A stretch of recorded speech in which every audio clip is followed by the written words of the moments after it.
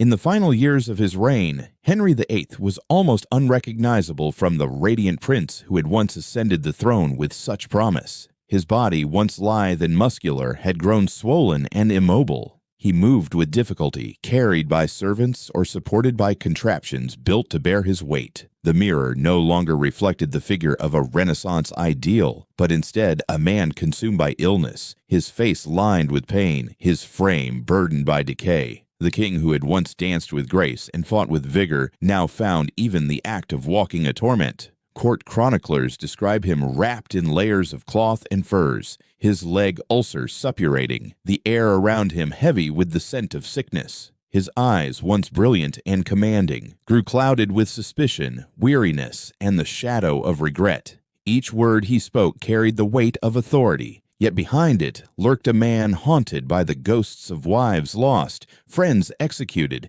and enemies real or imagined. He had remade England in his own image, but at what cost? And yet, if we turn the clock back to the spring of 1509, we see an entirely different figure. Then, Henry was the very embodiment of youthful majesty. 17 years old, tall and broad-shouldered, he dazzled those who beheld him. With his golden red hair and easy charm, he seemed every inch the chivalric king. He jousted with skill, played the lute, composed songs, and spoke in the language of humanist learning. To his subjects, weary after decades of dynastic strife, he appeared as the dawn of a new age, a monarch who combined strength, beauty, and intellect in one radiant person. Contemporaries likened him to Apollo, the god of the sun, and his court, to a glittering stage upon which the promise of Renaissance England would unfold. He was adored, celebrated, and acclaimed as the prince who could rival any ruler in Europe. For a moment, it seemed as though England had entered a golden age, with Henry as its bright and unshakable star. This is the paradox of Henry VIII, a man whose reign began with jubilation but ended in shadows. The king who had once embodied the vitality of a nation became a figure of fear, a tyrant in velvet robes, a man both monumental and tragic. His life was a stage upon which power, passion, faith, and betrayal played their parts with unrelenting intensity. To understand him is to understand not only the man, but the transformation of England itself. It is here, at this crossroads of light and darkness, that our story begins, with Henry VIII, the king who would change the history of England forever. To grasp the scale of this transformation, from the radiant youth of 1509 to the broken giant of his final years, we must first return to the England he inherited, a kingdom scarred by civil war, overshadowed by its neighbors, and bound in faith to Rome. The historical stage before Henry VIII. To understand Henry VIII and the revolution he unleashed, one must first return to the England he inherited. The year was 1485, and the kingdom was weary, its very foundations shaken by decades of bloodshed. The Wars of the Roses, 30 years of dynastic conflict between the rival houses of Lancaster and York, had left England fractured, scarred, and uncertain of its future. It was upon the muddy fields near the village of Bosworth that the fate of England shifted. There, Henry Tudor, a claimant long in exile, seized victory against Richard III. The king of the House of York lay dead, his crown found in a bush and placed upon Henry's head. With that moment, the Tudor dynasty was born. Yet it was a dynasty still fragile, still vulnerable, its legitimacy questioned, its hold on power resting on the blade of a sword. Henry VII, the first Tudor king, was cautious to the point of paranoia. He ruled not with the flamboyance of a warrior, but with the wary eyes of a survivor.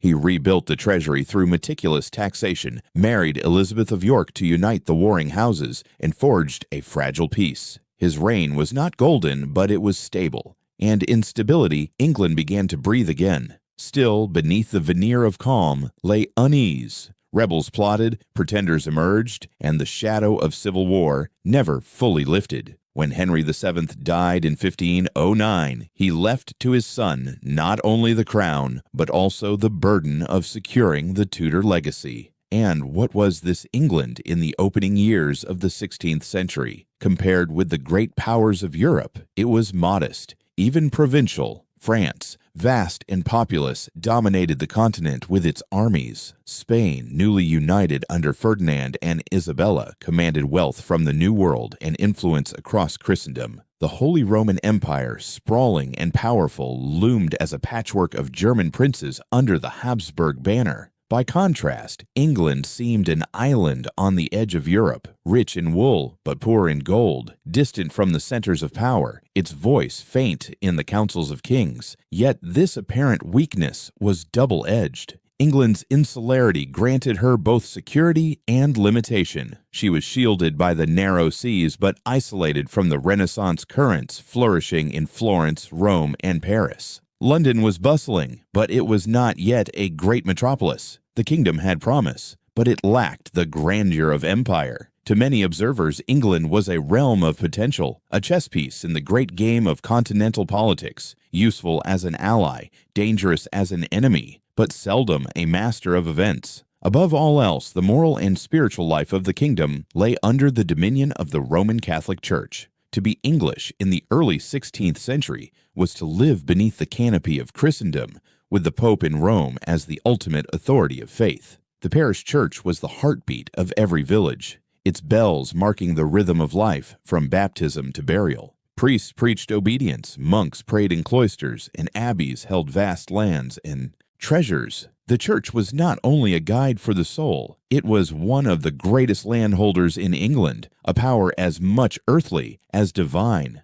The authority of Rome reached into every corner of English life. The Mass, spoken in Latin, bound the faithful to a universal church. Confession, penance, and pilgrimage were common duties. Tithes filled the coffers of bishops. Indulgences promised release from sin. For most, these practices were unquestioned, for to doubt them was to risk not only excommunication, but damnation itself. Yet beneath the surface, seeds of doubt had been sown, scholars whispering of reform, voices abroad challenging Rome's supremacy. These were faint murmurs, not yet the storm they would become. But the stage was set. Thus, on the eve of Henry VIII's accession, England stood at a delicate threshold. Politically, the Tudors were still new and untested, their grip on the throne secure, but not unshakable. Economically, the realm was modest, overshadowed by its continental neighbors. Spiritually, it was bound to Rome, its people faithful children of the Catholic Church. And yet, within this very framework lay the conditions for upheaval. A dynasty eager to prove itself, a kingdom yearning for recognition, and a church heavy with power and wealth. All these forces awaited the spark that would set them ablaze. When Henry VIII stepped into this world in 1509, he brought with him youth, charm, and promise. But within the structures of monarchy, nation, and church that he inherited lay the raw materials for transformation. England was poised at the edge of change, and it was Henry who would push it forward, reshaping not only his own kingdom, but the very course of its history. Yet to truly understand Henry VIII and the revolution he would unleash, we must first look back at the England he inherited, and only then can we grasp why his accession in 1509 marked such a turning point. Henry VIII's accession, 1509. In April of 1509, the crown passed from the cautious, calculating Henry VII to his second son, Henry Tudor, barely 17 years of age. The kingdom, long accustomed to the wary rule of a survivor, suddenly found itself under the gaze of a radiant youth. Where the old king had been secretive, gaunt, and parsimonious, his heir appeared as the very image of magnificence.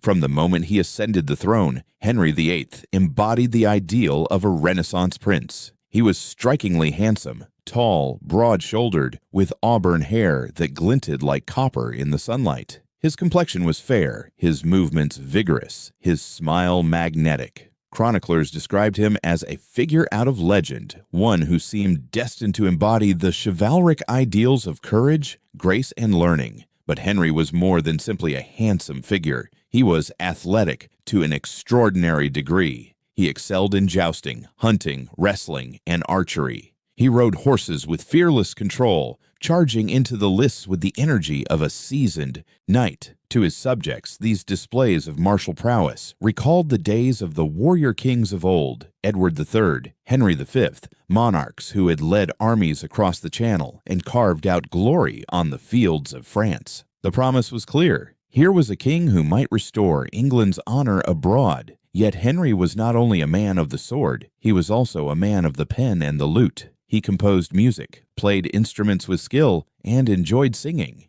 He conversed easily in Latin, French, and Spanish, quoting the classics, engaging with the great ideas of humanism. He patronized scholars and surrounded himself with courtiers who reflected the cultural flowering of the Renaissance. His court, once austere under his father, now glittered with pageantry, feasts, and tournaments. For those who had endured the frugal, often joyless reign of Henry VII, the contrast was dazzling. England seemed suddenly alive again. The people rejoiced. The accession of Henry VIII was not met with suspicion, but with exhilaration. London erupted in celebrations. Nobles and commoners alike flocked to witness the new monarch. To them, he was not only a king, but a symbol of renewal, a golden youth upon whom the fortunes of the Tudor dynasty now rested. If Henry VII had given England stability, Henry VIII promised splendor, and there were deeper expectations. The Wars of the Roses still lay in living memory, and the Tudors, though secure, had yet to cement their authority.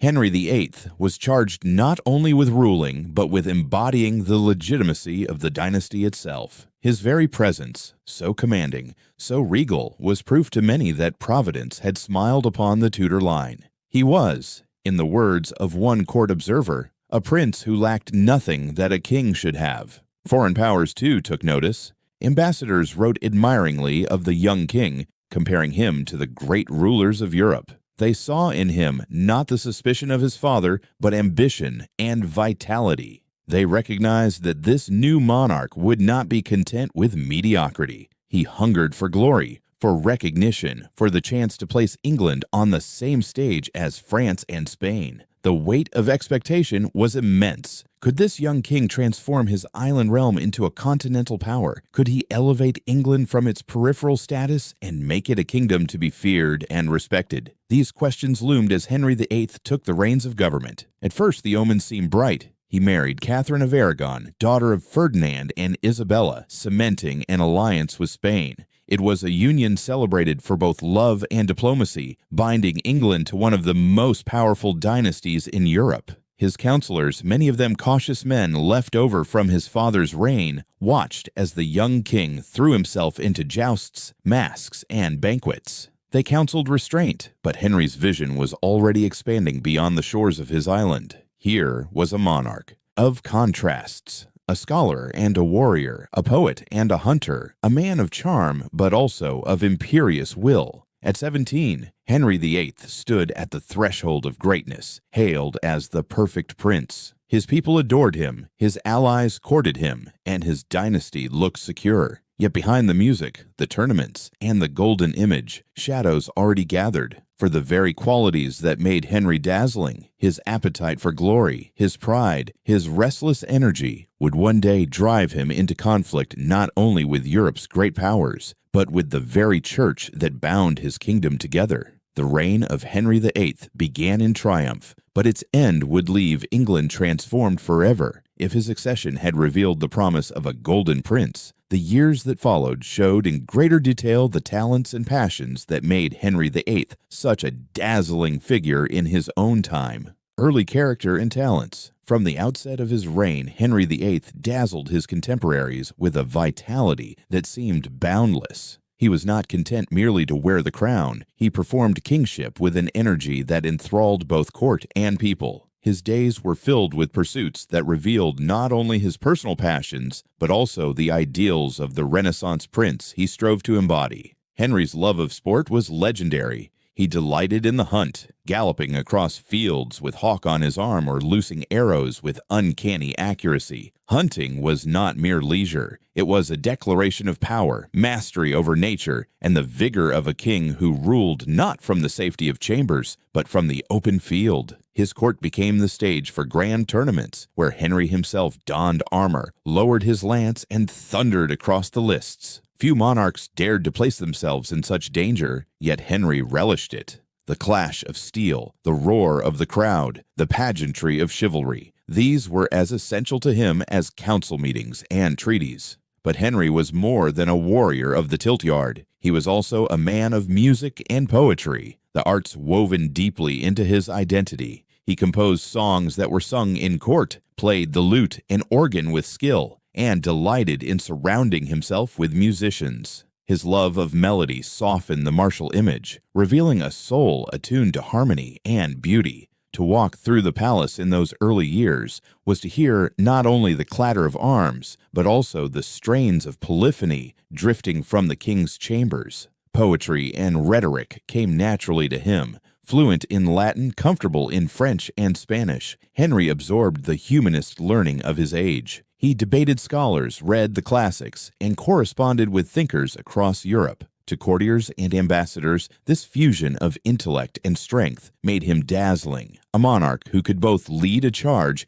and argue a point of theology with equal force. In him, the Renaissance ideal seemed to live. The ruler as both warrior and philosopher, a man whose body and mind were equally disciplined. To his subjects, this brilliance was intoxicating. Here was a king who seemed larger than life, who could ride, write, sing, and fight with an ease that astonished. For the nobility, he was the epitome of honor. For scholars, a patron of learning. For the common people, a spectacle of grandeur. He embodied not one image but many, weaving them together into a single dazzling persona. Yet even in this brilliance lay the seeds of future peril. Henry's restless energy, his need to excel in every sphere, his hunger for admiration, all these traits that made him appear godlike would one day fuel his impatience, his vanity, and his ruthlessness. But in those early years, none saw the shadow. They saw only the sun. Henry VIII was young, golden, and magnificent, the very mirror of the Renaissance itself. And just as his brilliance on the field, in the hunt, and in the arts captivated his kingdom, so too did his first great act as king. His marriage to Catherine of Aragon promised both splendor at home and strength abroad. Marriage with Catherine of Aragon. In the summer of 1509, scarcely weeks after his coronation, Henry VIII married Catherine of Aragon. It was not merely a union of hearts, but a carefully crafted alliance, one that bound England to the formidable power of Spain. Catherine was no stranger to the English throne. Years earlier, she had been wed to Prince Arthur, Henry's elder brother and heir apparent. But Arthur died young, leaving Catherine a widow at 16 and the fragile marriage alliance hanging in uncertainty. For years, she lingered in political limbo, caught between the courts of Spain and England. Her father, Ferdinand of Aragon, maneuvered to preserve her dowry and her place, while Henry VII, cautious as ever, hesitated. Thus Catherine lived half in exile, waiting for fate to decide whether she would return to Spain or remain in England. When Henry VIII ascended the throne, the question was finally answered. At 17, radiant and full of promise, he claimed her as his queen. The marriage was celebrated as a triumph of diplomacy. England, a comparatively modest kingdom, now stood connected to Spain, the rising giant of Europe, whose fleets crossed oceans and whose armies marched across continents. The union gave the Tudors legitimacy on the European stage, lifting Henry from insular monarch to partner in Christendom's most powerful family. It was a statement. England would no longer stand on the margins, but Catherine was more than a pawn in diplomacy. She was a woman of deep piety, intelligence, and resilience. The daughter of Ferdinand and Isabella, she had been raised in the crucible of Spain's Reconquista, where Catholic faith was fused with politics, victory, and destiny. She carried with her not only noble lineage, but also a fierce devotion to God. In England, she quickly earned admiration for her grace and virtue. Courtiers remarked upon her learning, her command of Latin, and her humility. She embodied the dignity of a queen consort, a figure who combined political weight with moral authority. As queen, Catherine played many roles. Politically, she was a bridge between two realms, securing alliances and correspondence that kept England within Europe's orbit. Religiously, she was a model of devotion, a patron of scholars and clerics, a queen who defended orthodoxy and inspired respect among her subjects. Socially, she was beloved for her compassion. Accounts describe her giving alms to the poor, clothing the destitute, and visiting hospitals. To the common people, she was more than a distant monarch's wife. She was a presence of kindness, almost saintly in her generosity. Her influence was felt in times of war as well. In 1513, while Henry led campaigns against France, Catherine served as regent in his absence. It was under her watch that England won a decisive victory over Scotland at the Battle of Flodden, where James IV of Scotland, husband of Henry's sister, was slain. Catherine, dressed in armor, is said to have addressed the troops with courage and resolve, embodying the warrior spirit of her mother, Isabella. For a brief moment, she was not only queen consort but queen regent, a sovereign figure in her own right. Yet beneath the triumphs and the admiration lay a looming shadow, the question of succession. Catherine bore children, but one after another, they died in infancy or stillbirth. Only one daughter, Mary, survived. As the years passed, Henry's anxiety grew. For a dynasty as young as the Tudors, the lack of a male heir was not a private sorrow, but a political crisis. At first, Henry's devotion to Catherine remained steadfast. He called her his beloved wife, his partner, his counselor, but the seeds of discontent had been sown. In those early years, however, none could see the storm that would come. To England and Europe alike, Henry and Catherine stood as a symbol of renewal. The young king and his noble queen, radiant with promise, fortified by the might of Spain, guided by faith, and admired for their humanity. Together, they seemed to embody the future of the Tudor dynasty. Yet it was this very marriage, born of diplomacy and sanctified by the Church, that would one day ignite the greatest upheaval in England's history. Yet even as his marriage to Catherine seemed to secure the dynasty at home, Henry's restless gaze turned outward, for the young king longed not only for domestic harmony, but for martial glory abroad. Early foreign policy. For Henry VIII, the crown was not merely a symbol of rule, it was a summons to glory. From the moment he assumed the throne, he dreamed of emulating the warrior kings of England's past. Edward III, Henry V, those monarchs who had marched into France and carved victories that echoed through the centuries. To Henry, France was not just a neighbor across the Channel. It was the rival that defined English kingship. If he could humble France, he could inscribe his name among the immortals. Thus, in his earliest years as king, Henry's gaze turned outward. War with France was not only a desire, but almost an obsession. He spoke of chivalry, of reclaiming the ancestral rights of English kings, of reawakening the spirit of Agincourt. His counselors, cautious men who had served his father, urged diplomacy, for they remembered the fragility of Tudor power. But Henry was impatient. Where his father had sought stability, Henry craved triumph. He yearned for the clash of arms, for banners unfurled on foreign soil, for songs of conquest to replace whispers of legitimacy. In this ambition, alliances were essential. Catherine of Aragon, his Spanish queen, naturally bound him toward her homeland. Spain, under Ferdinand of Aragon, shared England's hostility to France, and the two realms seemed destined for partnership. Yet alliances in early 16th century Europe were shifting sands. Spain's interests lay not only in France, but also in Italy, where dynasties clashed and the papacy played kingmaker. Henry was eager to join this great game, to prove that England, too, had a voice in the councils of Europe. Relations with the papacy were equally crucial. Rome was not merely a spiritual authority, but a political fulcrum. Popes blessed campaigns, mediated treaties, and sanctioned marriages.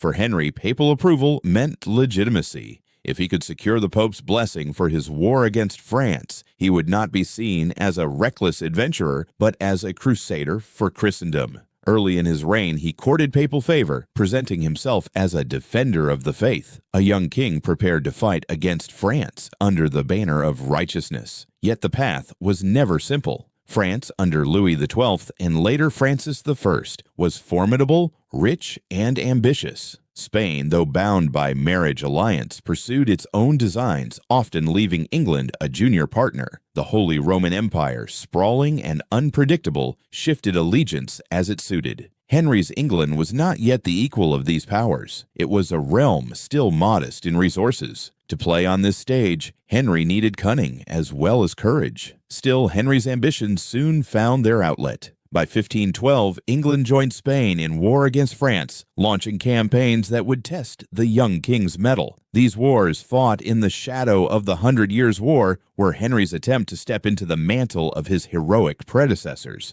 Victories were modest, but they fed his hunger. At the Battle of the Spurs in 1513, English cavalry forced a French retreat. It was hardly Agincourt, but Henry hailed it as proof that he, too, was a warrior king.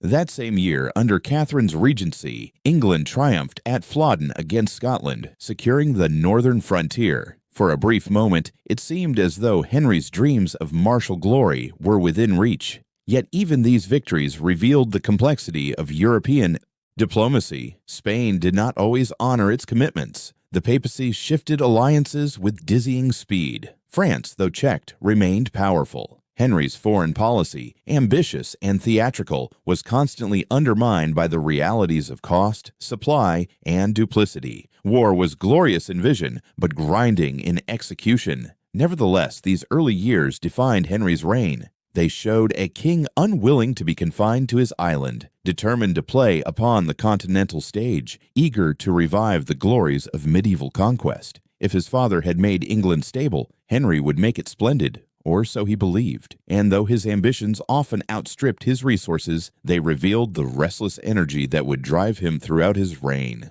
In foreign policy, as in his personal life, Henry VIII sought not moderation, but magnificence. And so, the ambitions first kindled in council chambers and diplomatic schemes soon marched onto the battlefield, where Henry at last sought to prove with steel what he had long promised in words.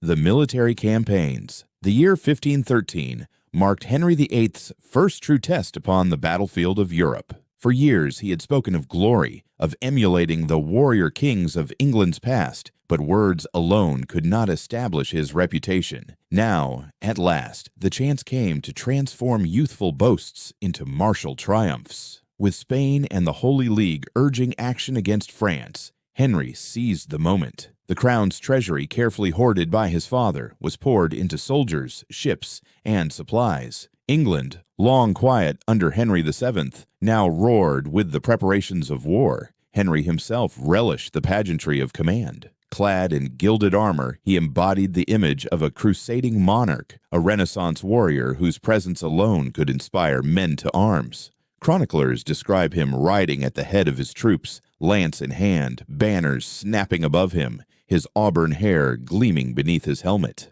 To the English, it seemed as though Henry V had returned, the spirit of Agincourt rising once more across the Channel. The campaign culminated in what came to be known as the Battle of the Spurs. It was a curious clash, less a full battle than a skirmish near the French town of Guinegate. Yet for Henry, perception mattered more than scale. English cavalry, swift and aggressive, charged French forces who, caught off guard, broke and fled in disarray. So sudden was their retreat that contemporaries mocked it as a rout inspired not by lances, but by the spurs of their horses. Still, Henry claimed it as a triumph. Cannons were seized, banners captured, prisoners paraded. To him, it was proof enough. He had faced France and prevailed. The young king reveled in the victory, holding tournaments and feasts in its honor. He declared himself heir to the martial legacy of his ancestors. At home, the victory was celebrated in song and chronicle. Henry VIII, barely 4 years into his reign, was hailed as a warrior king. Yet as Henry basked in his triumph, another drama unfolded closer to home. In his absence, Catherine of Aragon acted as regent, and Scotland, bound by the Auld Alliance with France, seized the chance to invade. At Flodden Field, on the windswept borderlands of Northumberland, English and Scottish armies clashed in one of the bloodiest battles ever fought on British soil. Catherine, embodying the spirit of her mother, Isabella of Castile, rallied the kingdom. Wearing armor herself, she encouraged troops and sent Henry a piece of James IV's blood-stained coat as a token of victory. The battle was a catastrophe for Scotland. King James IV was slain, along with much of the Scottish nobility. English losses were heavy, but the victory was decisive. The threat from the north was broken for a generation, and England's security assured. For Catherine, it was a moment of triumph, her reputation as regent sealed. For Henry, though absent, the victory reflected glory upon his reign. His dynasty now stood stronger, his enemies weaker.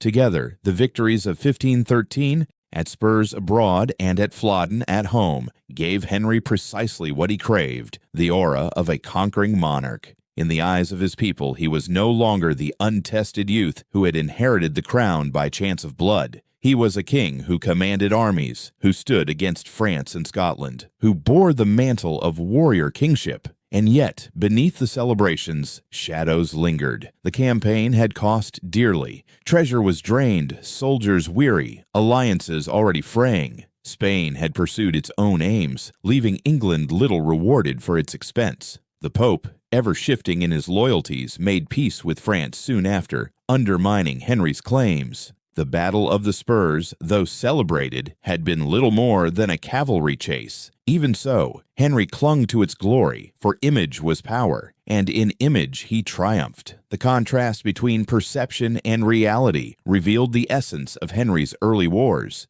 He craved magnificence, and magnificence was achieved not only through victories, but through the telling of them. Chroniclers painted Spurs as a decisive conquest. Poets praised Flodden as divine justice. Henry VIII's reputation grew not simply from what he accomplished, but from how those accomplishments were staged, displayed, and remembered. Thus, by 1514, England had tasted war and savored triumph.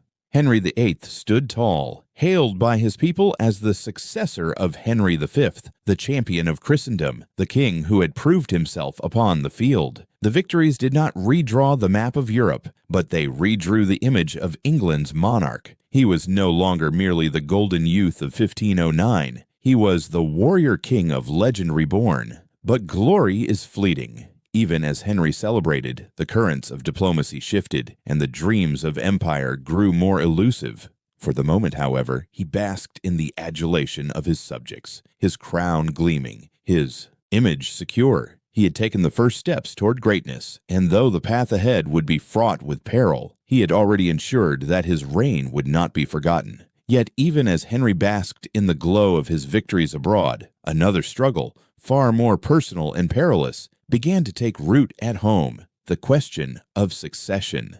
The obsession with a male heir. The early years of Henry VIII's reign glittered with triumphs and celebrations, but beneath the surface lay a question that would come to haunt him more than any foreign war: the matter of succession. For all his jousts, his feasts, and his victories, Henry's legacy depended not on battles won, but on the child who would inherit his crown. In the fragile world of the Tudors, this was no ordinary concern. The dynasty was still young, its roots shallow, its legitimacy contested by memories of the Wars of the Roses. Henry VII had secured the throne by victory in battle and by a careful marriage to Elizabeth of York, uniting two rival houses. But everyone knew how quickly fortune could shift. Without a clear heir, the realm might once again descend into faction, pretenders, and bloodshed. Henry understood this with burning clarity. Without a son, the Tudor dream itself might collapse. At first, hope seemed bright. Catherine of Aragon bore children, and the court rejoiced. Bells rang, streets filled with celebration, and prayers of thanksgiving rose in every church. But joy turned swiftly to grief. One after another, the infants died.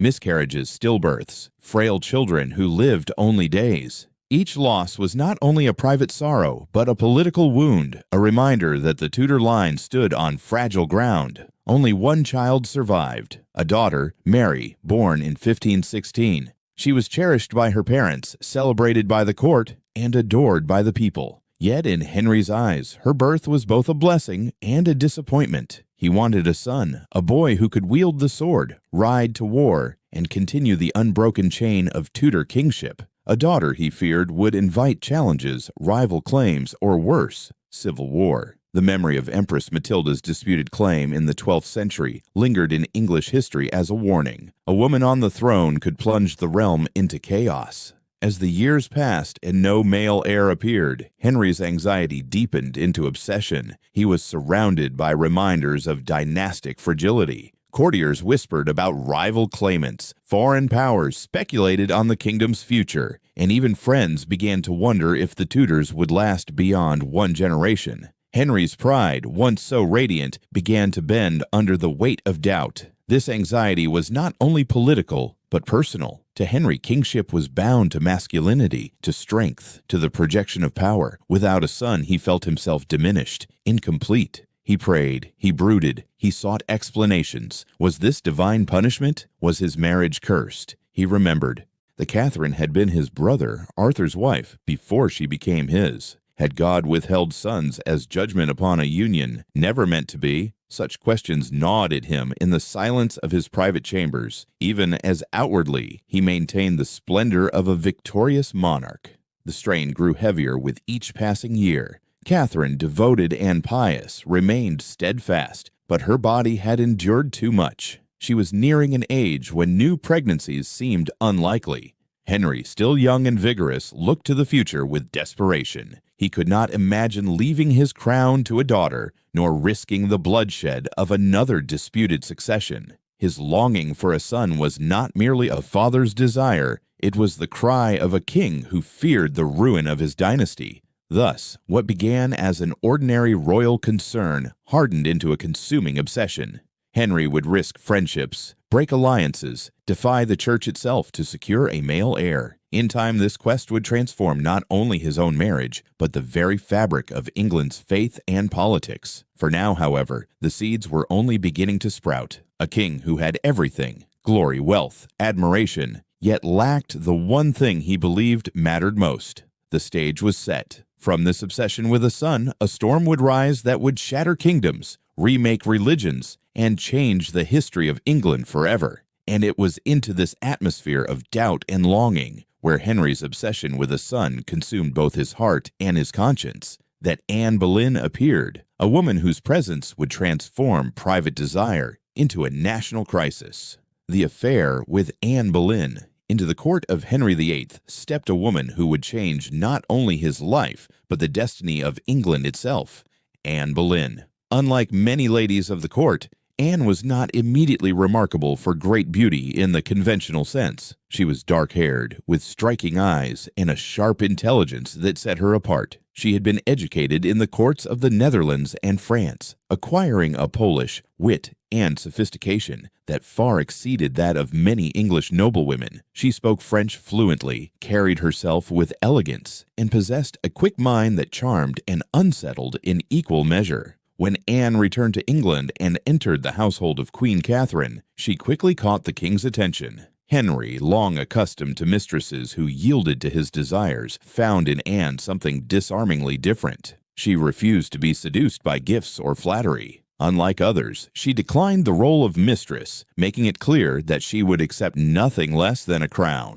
Her refusal was bold, even dangerous, but it only deepened Henry's infatuation. The chase became a consuming fire. What began as passion soon grew into obsession. Henry's letters to Anne reveal a man enthralled, declaring himself her loyal servant, begging for her favor, longing for her presence. To a king, accustomed to obedience, Anne's resistance was intoxicating. She gave him not submission but challenge, not surrender but intrigue. Her presence at court became electric. Whispers spread, eyes followed her every movement, and courtiers sensed the shifting tide of power. But Anne's allure was not only personal. To Henry, she embodied possibility. Catherine had given him no surviving son, and the years had dimmed her ability to bear children. Anne represented youth, fertility, and the promise of renewal. If she could give him a son, she could secure the Tudor dynasty. Thus, Henry's desire became entwined with politics. His pursuit of Anne was not merely the pursuit of a woman, it was the pursuit of survival for his line. The problem, however, was formidable. He was still married to Catherine of Aragon, and their marriage had been sanctified by the Pope himself. To abandon Catherine would require more than personal will. It would require breaking the iron bonds of canon law. Yet Henry was not deterred. His passion for Anne fused with his obsession for a male heir, transforming desire into determination. He began to argue that his marriage to Catherine had been invalid from the start,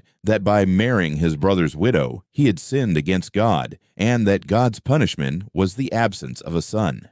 Anne, for her part, walked a careful line. She was ambitious and intelligent, aware of the stakes. She encouraged Henry's devotion, but maintained her refusal. By withholding herself, she ensured that the king's desire only grew stronger and that his resolve hardened. She became not just an object of passion, but a political force, shaping Henry's decisions and ambitions. The court watched in fascination and fear. To support Anne was to embrace a dangerous gamble. To oppose her was to risk the king's wrath. Nobles whispered in corridors, ambassadors reported anxiously to their masters abroad, and Catherine endured the humiliation of seeing her husband's affection shift so openly. What had begun as an affair of the heart was rapidly becoming a crisis of the realm. By the late 1520s, Henry's pursuit of Anne Boleyn had become inseparable from what would later be called the king's great matter. His longing for her was not a passing indulgence, but a catalyst for revolution. To have Anne, he would challenge the Pope, defy the Catholic Church, and tear apart the fabric of his kingdom. What had started with a woman's refusal to be anything less than queen would soon ignite one of the most seismic transformations in English history. Anne Boleyn was no ordinary mistress. She was the spark to Henry's powder keg, the flame that turned passion into reformation. And in her, Henry saw not only love, but destiny. But Henry's passion for Anne, bound to his obsession with a son, could not be fulfilled without breaking the bond that tied him to Catherine, and so private desire soon erupted into a public struggle with the Pope himself. Conflict with the Pope. By the late 1520s, Henry VIII's private longing for Anne Boleyn and his public anxiety for a male heir had fused into a single explosive demand. He must be free of Catherine of Aragon. The marriage, once celebrated as a triumph of diplomacy, was now a prison. Catherine, noble and pious though she remained, could no longer bear him sons. Anne had promised the possibility of renewal, and Henry's heart and dynasty alike seemed to depend upon her. Thus began the king's great matter, a crisis that would shake Christendom. Henry did not first think of rebellion, he sought a legal remedy. He demanded that the Pope annul his marriage to Catherine, declaring it invalid from the start. His argument was couched in Scripture. The book of Leviticus warned that a man who married his brother's widow would be cursed with childlessness. To Henry, the deaths of his sons were divine proof of such a curse. He told his counselors, his bishops, and finally the Pope himself that his conscience was troubled, that he had sinned in taking Catherine as wife, and that only release could restore God's favor. At first, there seemed hope. Pope Clement VII, wary of offending England, sent Cardinal Campeggio to hear the case alongside Cardinal Wolsey in London. The court was convened, arguments made, evidence presented. Henry appeared confident, speaking with the authority of a king and the conviction of one who believed God was on his side. But Catherine would not yield. In a scene forever remembered, she knelt before Henry, declaring herself his true wife, joined by the Church, faithful to her vows. She appealed directly to the Pope, demanding justice, refusing to step aside. Her dignity and determination impressed all who witnessed it. The trial stalled. Catherine's defiance, coupled with the political reality of Europe, rendered Henry's cause hopeless. For Catherine was not merely a queen, she was the aunt of Charles V, the powerful Holy Roman Emperor whose armies had recently sacked Rome itself. Pope Clement, effectively a prisoner of Charles's power, could not afford to insult the emperor by disgracing his kin. To grant Henry an annulment would have been to provoke the mightiest ruler in Europe. And so the Pope delayed, evaded, and ultimately refused. Year after year, Henry waited, sending envoys, writing letters, applying pressure. Year after year, Rome stalled, bound by fear of Charles. What had begun as a king's petition became a bitter standoff between monarch and papacy. Henry, accustomed to obedience at home, could not endure defiance from abroad. To him, the refusal was not only a denial of his personal desire, but a humiliation of his royal authority. As the 1520s gave way to the 1530s, Henry's frustration turned to fury. The Pope, once respected as the spiritual father of Christendom, became in Henry's eyes an obstacle to destiny, a foreign priest meddling in the sacred concerns of England. His counselors, sensing his mood, began to whisper of alternatives. If Rome would not grant release, could England not decide the matter for itself? Was the Pope truly necessary for God's justice to be done? These questions, once unthinkable, now took root in Henry's mind. The conflict with the Pope was no longer a private matter of conscience or desire. It was a confrontation between crown and church, between the sovereignty of England and the supremacy of Rome. The refusal to annul his marriage set Henry on a path from petition to rebellion, from loyalty to defiance. Soon the king, who had once been hailed as defender of the faith by the very Pope he now opposed, would tear his kingdom from Rome's embrace. It began with a simple request to end one marriage and begin another. It would end with a revolution that shattered the unity of Christendom. Thus, what began as a plea for papal mercy hardened into defiance, and Henry's quarrel with the Pope soon erupted into something far greater, the break with Rome itself. Consequences: the break with Rome. The refusal of the Pope to grant an annulment did not end Henry VIII's pursuit. It transformed it.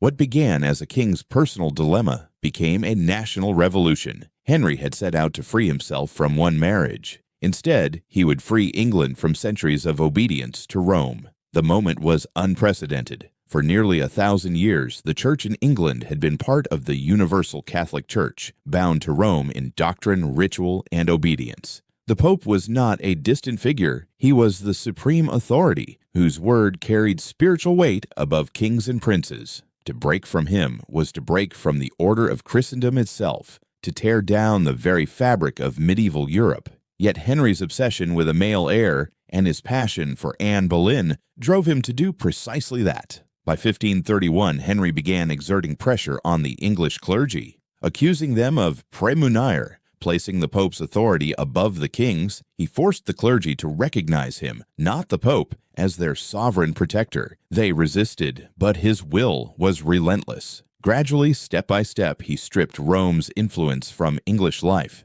In 1533, Archbishop Thomas Cranmer, Henry's loyal ally, declared the marriage to Catherine null and void, and Henry's secret marriage to Anne valid. It was a shocking act defying Rome's refusal. The Pope responded with excommunication, cutting Henry from the communion of the Catholic Church. But by then, Henry had already crossed the Rubicon. Instead of retreating, he advanced. Parliament passed the Act of Supremacy in 1534, declaring the king the only supreme head on earth of the Church of England. In a single stroke, Henry replaced the Pope with himself. He was no longer merely the temporal ruler of his realm, he was its spiritual head as well. The authority of Rome was extinguished in England. This was the dawn of the English Reformation. Though at first Henry's doctrine remained largely Catholic, he still clung to many traditional beliefs. The principle had been overturned. England was no longer a daughter of Rome. The king had claimed for himself a spiritual authority that no English monarch had ever wielded. The change was immense, irreversible, and fraught with danger. For ordinary men and women, the transformation was bewildering. The Mass was still spoken in Latin, priests still wore their vestments, and churches still glittered with saints and relics. Yet behind the familiar rituals, a silent earthquake had begun. Loyalty was no longer to the Pope in Rome, but to the king in London. To deny this was treason, punishable by death. For some, like Sir Thomas More and Bishop John Fisher, conscience demanded resistance. They refused to recognize Henry's supremacy and paid the ultimate price, executed as traitors. Their deaths sent a chilling message. The old world was gone and a new order had begun. Henry, once Rome's defender of the faith, had become its destroyer. His marriage to Anne Boleyn, sanctified by the new Church of England, produced the daughter Elizabeth. But beyond family, his actions had altered the destiny of a nation. The wealth of monasteries and abbeys, long the pillars of Catholic life, would soon be seized, their lands redistributed, their treasures poured into the royal coffers. The dissolution of the monasteries loomed, promising both enrichment and upheaval. The stakes could not have been higher. Abroad, Catholic Europe looked upon Henry's rebellion with horror. Charles V, the Holy Roman Emperor, condemned him.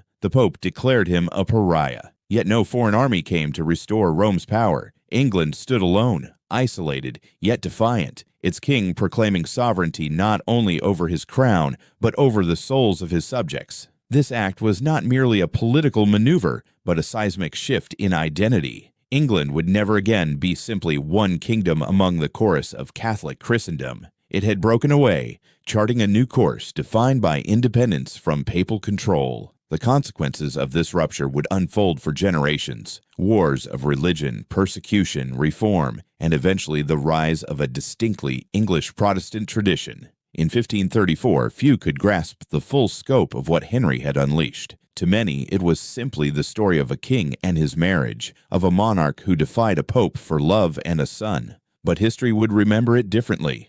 The break with Rome was the hinge upon which the fate of England turned. It opened the door to a new national identity, one that would eventually give rise to the Elizabethan settlement, the English Bible, and the enduring notion of a church both Catholic and Reformed. For Henry himself, the triumph was personal as well as political. He had cast off Catherine, taken Anne as his lawful wife, and secured his supremacy. Yet he could not know that his quest for a male heir would still end in tragedy, nor that the daughter born of Anne Elizabeth would one day become one of the greatest monarchs in English history. In that moment, however, Henry stood unchallenged. The Pope had been cast aside, the Church of England born, and the king proclaimed supreme head of both crown and church. A monarch's desire had shattered centuries of tradition and set England on a path that would forever change its destiny. The Reformation in England did not begin with a theologian's sermon or a scholar's tract. It began with a king's passion, a marriage, and a refusal. And from that beginning, a nation was remade. Yet breaking from Rome was only the beginning, for to make himself truly supreme head of the church, Henry now had to reshape that church from within, seizing its wealth, silencing its rivals, and remaking the very fabric of English religion. Reorganizing religion, once Henry VIII had broken with Rome and declared himself supreme head of the Church of England, the question was no longer simply one of marriage or papal defiance. It became a question of power. Who controlled the spiritual and material wealth of the kingdom? For centuries, the Catholic Church had been the greatest landowner in England. Monasteries, abbeys, and priories dotted the countryside, their bells marking the rhythm of life, their lands feeding generations of peasants, their libraries preserving knowledge, their vaults storing treasures. They were houses of prayer, but also centers of immense wealth and influence. To Henry, these monasteries represented both opportunity and threat. Opportunity because their riches could fill his coffers, funding wars and royal magnificence. Threat because their allegiance lay not with him, but with Rome. If the king was truly to be head of the church, he could not permit rival powers within his realm. The logic was ruthless but clear. The monasteries must fall. Beginning in 1536, under the guidance of his chief minister, Thomas Cromwell, Henry launched what became known as the dissolution of the monasteries. Commissioners were dispatched across England to investigate the wealth and practices of the religious houses. Official reports painted a damning picture, whether exaggerated or not, of corruption, idleness, and superstition. Such accounts provided justification for closure. But behind the accusations lay the true motive: the transfer of wealth from church to crown. The process was sweeping. Monasteries large and small were suppressed. Lands were seized, gold and silver stripped from altars, relics destroyed, manuscripts scattered. Monks and nuns were pensioned off or cast into the world to fend for themselves. The great abbeys that had stood for centuries, majestic stone sanctuaries like Glastonbury, Fountains, and Tintern, were reduced to ruins. Their cloisters fell silent, their stained glass windows shattered, their bells silenced forever. Where once prayers rose, now ivy crept over broken walls. For Henry, the rewards were immense. Vast tracts of land poured into royal hands, swelling the treasury and strengthening the monarchy. Some of these estates were sold to nobles and gentry, creating a new class of landowners fiercely loyal to the king, for their wealth now depended upon his favor. In this way, the dissolution not only enriched the crown, but reshaped the social fabric of England, forging a new aristocracy bound to Tudor power. Yet the consequences were not only financial, they were spiritual and cultural. For centuries, monasteries had been the heart of local communities. They provided alms for the poor, shelter for travelers, education for children, and medical care for the sick. Their sudden destruction left many adrift. Villagers who had relied on monastic charity found themselves abandoned. Pilgrimage sites that had drawn the faithful for generations were gone, relics cast aside as superstition. The poor felt the loss most keenly, while the ambitious grew rich on monastic lands. The balance of wealth shifted dramatically, deepening inequality and sowing seeds of unrest. Resistance flared. In the north of England, the Pilgrimage of Grace erupted in 1536, a vast popular rebellion in defense of the old religion. Tens of thousands rose, carrying banners with the 5 wounds of Christ, demanding the restoration of monasteries and the return to papal obedience. For a moment, it seemed Henry's revolution might collapse under the weight of its opposition, but the king, ruthless and cunning, promised pardon only to break his word. Leaders were executed, rebels crushed, and the authority of the crown reasserted with iron severity. Despite resistance, the dissolution continued. By 1540, nearly all monasteries in England had been dismantled, their wealth absorbed, their influence extinguished. The transformation was total. The England that emerged was not the England that had existed for centuries. The spiritual landscape was altered, the social fabric torn and rewoven. Henry had not only broken with Rome, he had broken the medieval church's hold on English life, and yet the consequences were double-edged. The crown was richer, but the king's people were poorer. The monarchy was stronger, but the bonds of community were weaker. Faith itself had been unsettled, and the familiar world of saints and relics, of abbots and monks, was gone. In its place stood a new England, an England where loyalty to king outweighed loyalty to pope, where land and wealth flowed to secular hands, where the old order lay in ruins. The dissolution of the monasteries was not merely an administrative reform, it was an act of destruction and creation, tearing down one world to build another. To Henry, it was triumph. He had humbled Rome, enriched his throne, and secured his dynasty's power. To others, it was sacrilege, the silencing of centuries of prayer, the loss of charity, the desecration of holy places. But there was no turning back. The bells of the monasteries would never ring again. And from the rubble of cloisters and the ashes of altars, modern England began to rise. Yet tearing down abbeys and seizing their wealth was only part of Henry's revolution, for to secure his new church, he would demand not just silence, but loyalty, enforcing obedience with the scaffold and the sword. Religious persecution and terror. The break with Rome was not secured merely by laws and proclamations. It was enforced with blood. Henry VIII, once a defender of the Catholic faith, now demanded absolute obedience to his new role as supreme head of the Church of England. Those who resisted, whether out of loyalty to the Pope or fidelity to conscience, soon discovered that defiance of the king's spiritual authority was no longer heresy alone. It was treason, and treason was punished by death. The most famous victim was Sir Thomas More, Henry's former Lord Chancellor. More had been one of the brightest lights of Renaissance Europe, a scholar, humanist, and author of Utopia. He had served the king faithfully, but when required to swear an oath recognizing Henry as head of the church, he refused. For More, conscience spoke louder than fear. "I die the king's good servant," he declared at the scaffold, "but God's first." His execution in 1535 sent shockwaves across Christendom. A man once at the pinnacle of royal service now died as a martyr to Rome. Alongside More fell Bishop John Fisher, a churchman of unimpeachable integrity, who likewise refused to acknowledge Henry's supremacy. Even when offered clemency, Fisher would not bend. He was executed the same year, his death a grim symbol of the price of resistance. With the fall of Fisher and More, it was clear to all. No status, no reputation, no closeness to the king could protect those who placed papal authority above the crown, and these were but the most famous. Across England, monks, friars, and priests who refused to submit were dragged to prison, tortured, or executed. The Carthusian monks of London, revered for their holiness, were among the earliest victims. Their refusal to accept Henry's supremacy was met with brutal retribution.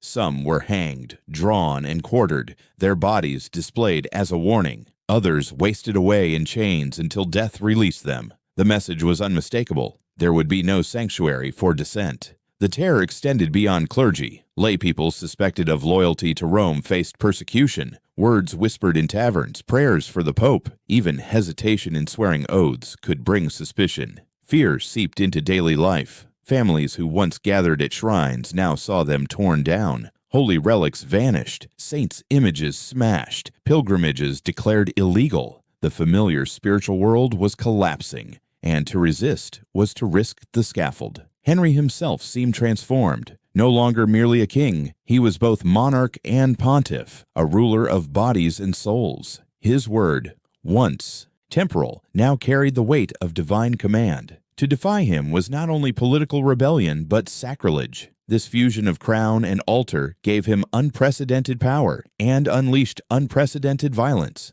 To many, Henry appeared as a tyrant cloaked in sanctity. The same king who once wrote against Martin Luther now silenced those who clung to Rome. The same monarch who styled himself defender of the faith now condemned men for defending the faith, as it had been for 1,000 years. His throne was stained with the blood of martyrs, and yet, in the eyes of his supporters, this bloodshed was necessary, even righteous. England was being remade, and remaking demanded sacrifice. But terror carried a cost. The executions of More and Fisher reverberated far beyond England's shores. Across Europe, Henry was seen as a heretic, a king who had defied the Pope and slaughtered the faithful. Even allies regarded him with suspicion. At home, fear bred resentment. Though rebellion was crushed, bitterness simmered, and beneath the surface of apparent obedience, old loyalties lingered. Still, Henry pressed forward. The monarchy had become not just the heart of political power, but the altar of religious truth.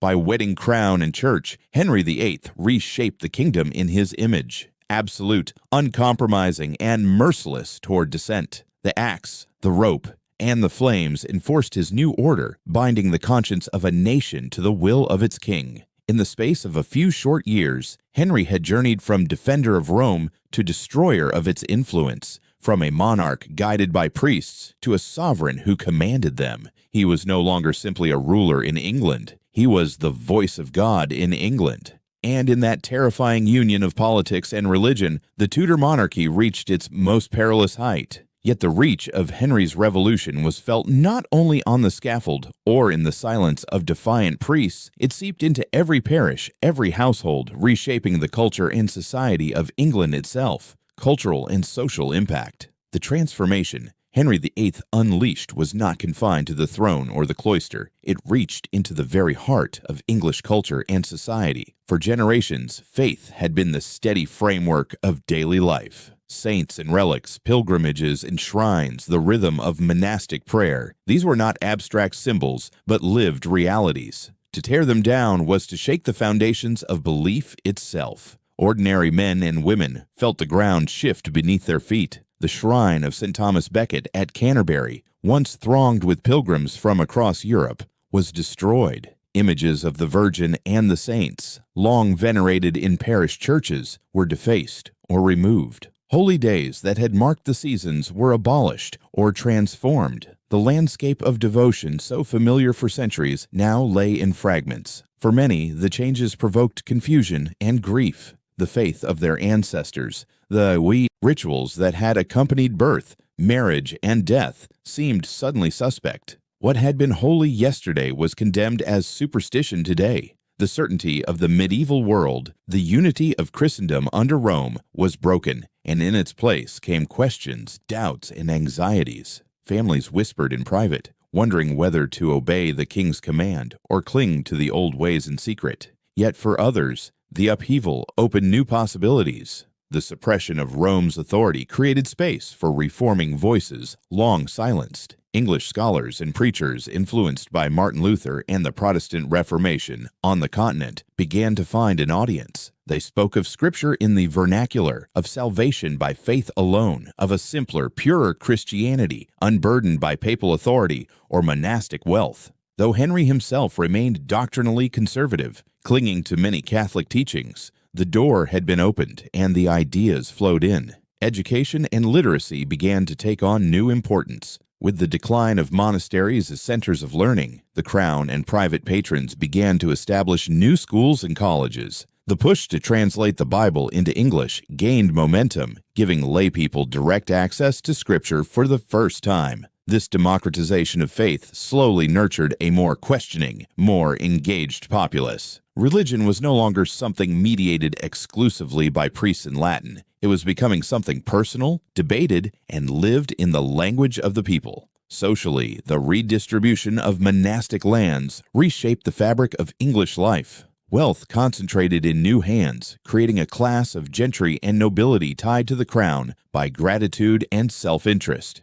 But the poor, once supported by the alms and hospitality of monasteries, often found themselves adrift. Beggars multiplied, vagrancy laws hardened, and resentment brewed. The dissolution enriched some, impoverished many, and left the kingdom both more powerful and more divided. Culturally, the loss of monastic art and architecture was profound. Great libraries were scattered, manuscripts lost, and the majestic abbeys reduced to ruins that still haunt the English countryside. Yet from the ashes of destruction emerged new expressions of identity. Portraits of the king and his court celebrated royal supremacy. Royal pageants and sermons proclaimed the righteousness of the new order. England was beginning to imagine itself not as a satellite of Rome, but as a sovereign nation with its own destiny. This reimagining would not find its full voice until the reigns of Henry's children. Under Edward VI, Protestant reform would surge forward with radical zeal, stripping away much of what remained of Catholic practice. Under Elizabeth I, a more balanced settlement would emerge, forging a uniquely English Protestant identity, the Church of England as it would endure for centuries. But the roots of both lay in Henry's upheaval, his quest for a son, his defiance of Rome, his dissolution of monasteries. These acts shattered the old order and made the new possible. In Henry's lifetime, the consequences were still uncertain. To some, he was a tyrant who had destroyed the soul of England. To others, he was a liberator who had broken foreign chains. But to all, it was undeniable. The cultural and social world they had known was gone. In its place stood a kingdom unsettled, reshaped, and propelled toward a future no one could yet fully imagine. From the ruins of abbeys and the silence of broken shrines, a new England was being born, an England whose faith, politics, and identity would forever be different. Yet the changes Henry set in motion were not only felt in daily worship or village life, they reverberated through the very definition of kingship and nation, marking a turning point whose historical significance would echo for centuries. Historical significance. The break with Rome was more than a king's quarrel with his marriage vows. It was the moment when England, long a province of Catholic Christendom, stepped onto a path of political and religious independence. What began with Henry's desire for a male heir became a revolution that reshaped the very identity of the realm. For centuries, English kings had ruled their people, but bowed in spiritual matters to Rome. The Pope's voice could confirm or deny legitimacy, bless or curse a monarch's cause. By severing that bond, Henry VIII declared that the crown of England was beholden to no foreign authority. In one bold stroke, the king transformed the monarchy from a partner of the papacy into a sovereign power above church and state alike. This was not simply reform, it was liberation. The meaning of this shift was immense. No longer would English politics be dictated by papal diplomacy. The Pope could no longer summon England's allegiance, drain its revenues, or challenge its crown.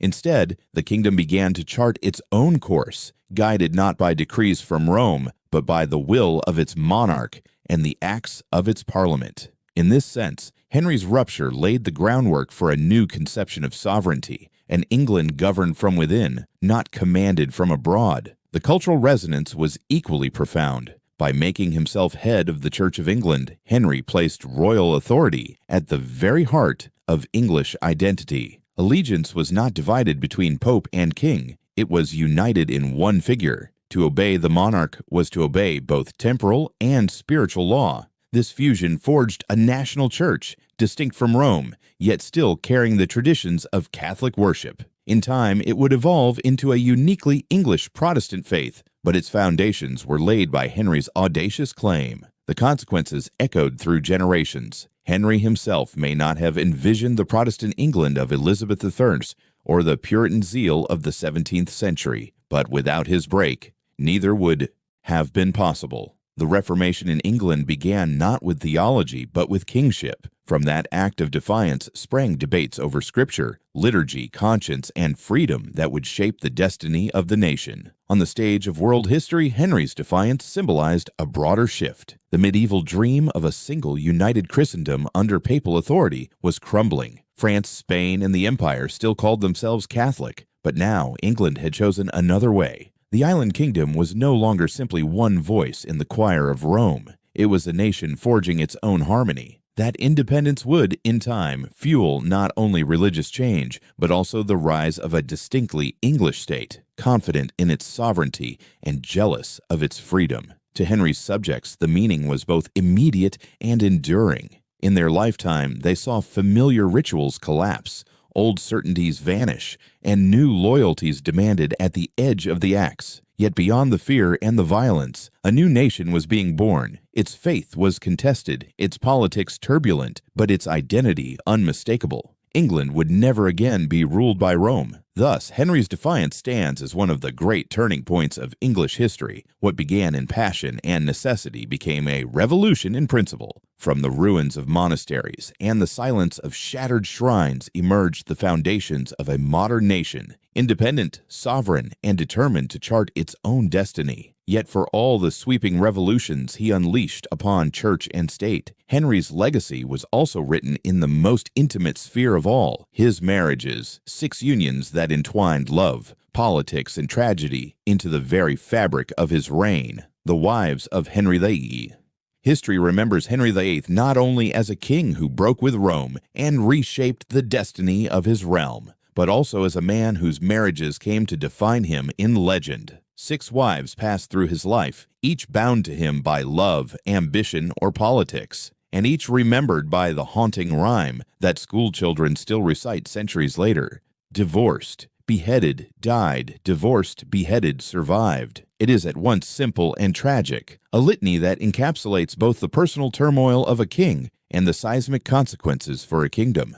Each queen was more than a footnote in his reign. Together they formed the human drama at the heart of his rule. Catherine of Aragon, divorced. For more than 20 years, Catherine of Aragon was Henry's queen. She was the daughter of Ferdinand and Isabella of Spain, a princess of impeccable pedigree, and the aunt of the mighty emperor Charles V.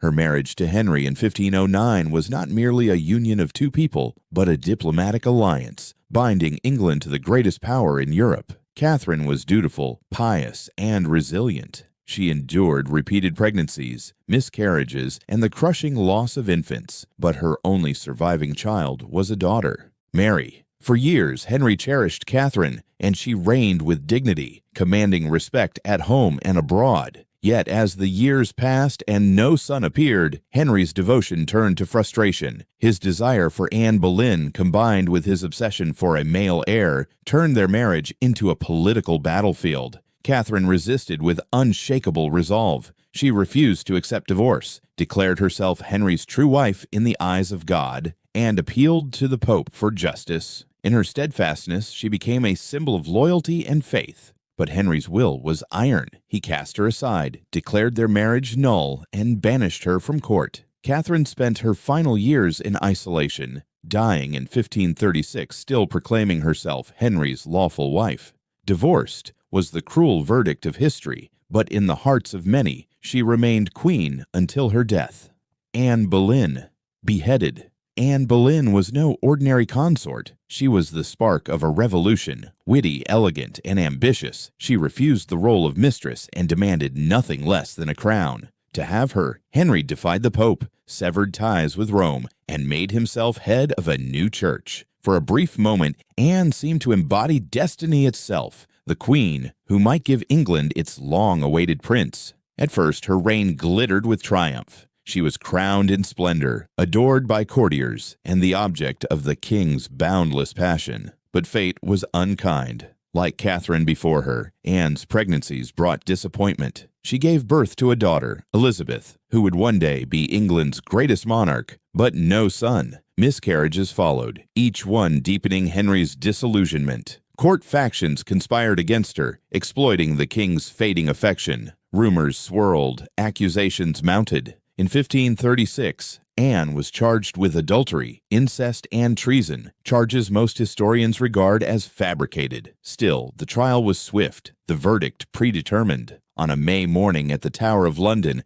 Anne knelt before a French executioner and was beheaded with a single stroke of the sword. She died proclaiming her innocence, commending her soul to God. Beheaded became her epitaph. Yet in her daughter Elizabeth, Anne's legacy endured, shaping the golden age of England. Jane Seymour died. Even before Anne's body grew cold, Henry turned to another woman, Jane Seymour, lady-in-waiting to both Catherine and Anne. Gentle, modest, and submissive, Jane was the opposite of her predecessor. Where Anne had been fire, Jane was calm water. Where Anne challenged, Jane soothed. Henry married her within weeks of Anne's execution. For the king, Jane embodied hope, and in October 1537 she gave him what no wife had yet provided, a son, the long-awaited male heir, Edward. The birth was celebrated with joy, bells pealing across the land, bonfires blazing in every village. Henry wept with relief. At last, the Tudor dynasty had its future secured, but joy turned quickly to grief. Jane fell gravely ill after childbirth, weakened by infection. Within days, she was dead, the only one of Henry's wives to be buried beside him in St. George's Chapel at Windsor. For Henry, her loss was profound. He called her his true wife, and in death, she became idealized as the gentle queen who had given him his son. Her fate is remembered in the rhyme, died. Anne of Cleves, divorced. By the late 1530s, England's religious transformation had isolated it from Catholic Europe. Seeking allies, Henry's advisors arranged a political marriage with Anne of Cleves, sister to a German duke tied to the Protestant cause. Hans Holbein, the king's painter, was sent to capture her likeness, and the portrait pleased Henry enough to consent. But when Anne arrived in England, the king was appalled. Whether by disappointment in her appearance or simple lack of chemistry, Henry declared he could not consummate the marriage. Within 6 months, the union was annulled. Anne, however, proved shrewder than most. She accepted the annulment with grace, received a generous settlement, and lived comfortably in England as the king's beloved sister. She outlived Henry and all his other wives, remembered not with tragedy but with rare fortune. Her chapter in the rhyme is divorced, but unlike Catherine, Anne of Cleves survived with wealth, peace, and dignity. Catherine Howard, beheaded. Henry's fifth wife, Catherine Howard, was a teenager when she caught the aging king's eye. Niece to the powerful Duke of Norfolk, she was lively, flirtatious, and charming. For Henry, now bloated and plagued with ill health, Catherine was a vision of youth that revived his pride. Their marriage in 1540 was a display of splendor, but behind the pageantry lay danger. Catherine's past relationships, combined with rumors of infidelity during her queenship,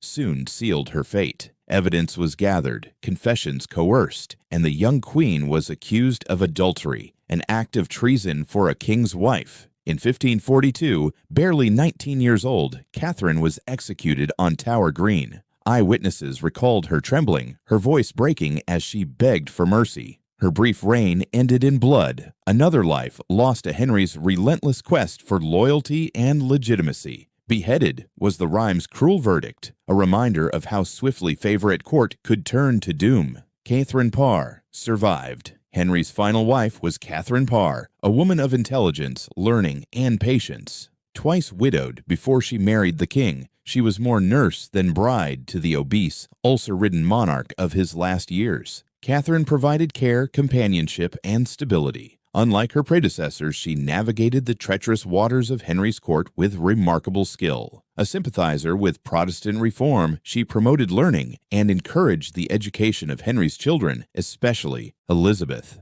Yet when her views drew suspicion, she knew when to bend. Facing accusations of heresy, she reconciled with Henry just in time, escaping the fate of Anne and Catherine Howard. Catherine Parr outlived the king, becoming the only wife to survive. After Henry's death in 1547, she remarried but died the following year. Still, her survival marked the end of a bloody cycle. She was the caretaker who eased Henry's final days and helped shape the education of the next generation of monarchs. The Six Wives in Perspective. The story of Henry's 6 wives is more than a tale of marital misfortune. It is the human face of the English Reformation, where love, politics, and faith collided in the most intimate of arenas. Each wife embodied a different moment in Henry's reign. Catherine of Aragon, the steadfast Catholic queen. Anne Boleyn, the catalyst of rupture. Jane Seymour, the mother of an heir. Anne of Cleves, the failed alliance. Catherine Howard, the tragic youth. And Catherine Parr, the survivor. Together, they form a tapestry of power and vulnerability, reminding us that behind the great acts of statecraft were flesh and blood women whose lives and deaths shaped a kingdom. The rhyme, divorced, beheaded, died, divorced, beheaded, survived, is more than a mnemonic. It is the epitaph of an age when a king's passions remade a nation. Henry VIII sought a son and an immortal legacy. He achieved both, though not as he imagined. His dynasty endured, his name resounded, but it was his wives, their courage, their suffering, their resilience that gave his reign its most enduring story. Yet the story of Henry's 6 wives was never confined to the chamber or the chapel. It spilled outward into the realm itself, shaping diplomacy, fueling religious upheaval, and altering the very balance of power across Europe and within England's court.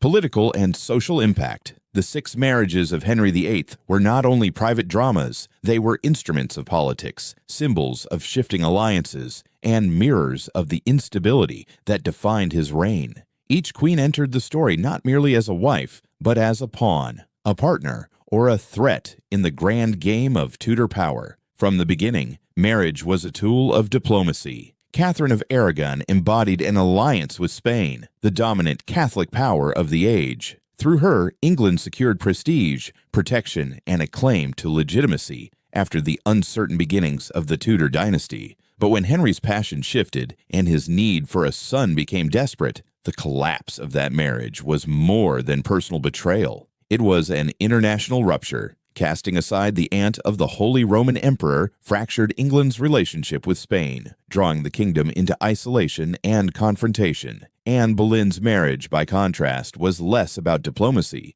and more about revolution. To take her as queen, Henry destroyed the link with Rome, uprooted centuries of religious tradition, and transformed the monarchy into a force above church and state alike. Her rise symbolized the audacity of a king who would reshape a nation to fulfill his desire. Yet her fall revealed the volatility of that same system. If a queen made by passion could be unmade by suspicion, then no one's place was secure. Jane Seymour brought a brief moment of stability. Her success in giving Henry a son momentarily reassured the dynasty, calming fears of succession. Yet her death in childbirth underscored the fragility of even this triumph. The heir existed, but the cost was another life, another queen reduced to a chapter in a tragic refrain. Anne of Cleves reminded Europe that Henry's marriages were also matters of foreign policy. The alliance with her German family promised Protestant solidarity against Catholic powers. Yet Henry's disgust and the swift annulment turned what should have been a diplomatic triumph into a humiliation. The king's personal whims undermined strategy, showing how easily private preference could derail public policy. Catherine Howard's fate revealed the darker side of the Tudor court. Her youthful indiscretions, magnified into treason, exposed how personal conduct could be weaponized for political gain.